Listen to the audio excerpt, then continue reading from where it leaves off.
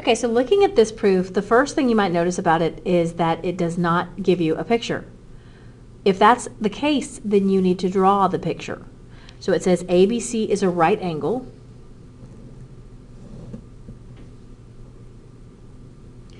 That means B has to be the vertex. X is in the interior of ABC. That means it's between the two sides.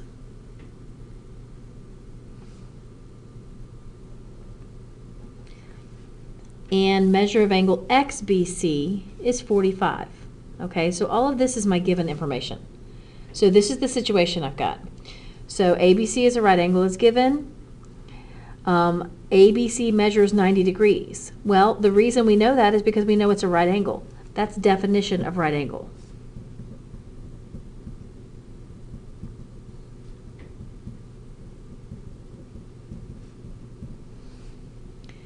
Then we have X is in the interior of angle ABC. Well, we were told that, so it's also given. Then we have this statement.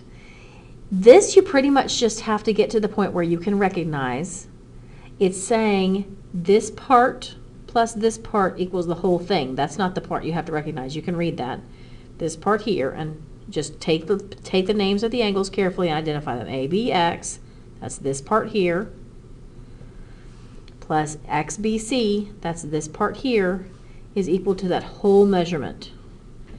Well, we've talked about this in this way before. It's the angle addition postulate, and the reason or the way we've spoken about it really, is that part plus part equals whole. That's a way that we think of the angle addition postulate, and it's also a way we think of the segment addition postulate. But here we're dealing with angles. So if we have this part of the angle plus the other part of the angle equals the whole angle, that's angle addition postulate. It makes a whole lot more sense when you're looking at it. You're much less likely to recognize angle addition postulate, part plus part equals whole, if you're not looking at a picture of the angles. So if there's not a picture, you really need to draw one. Then we have that XBC is 45, that's given.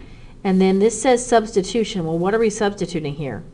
Basically, we're taking this statement from 4 up here, and we're putting a 45 in place of XBC, because this says XBC is 45, and we're putting a 90 in the place of ABC because we were told up here that ABC is 90.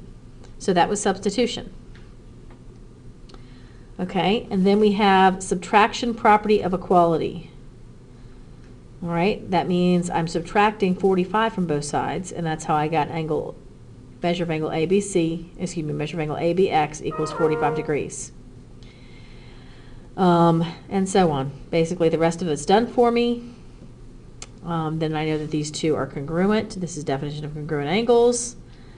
They have the same measure. Okay, so they must be congruent. And BX bisects angle ABC, because that's what bisect means. Cuts it into two equal parts, two congruent parts like this. Okay, so this one wasn't too bad. You only had to fill in two things.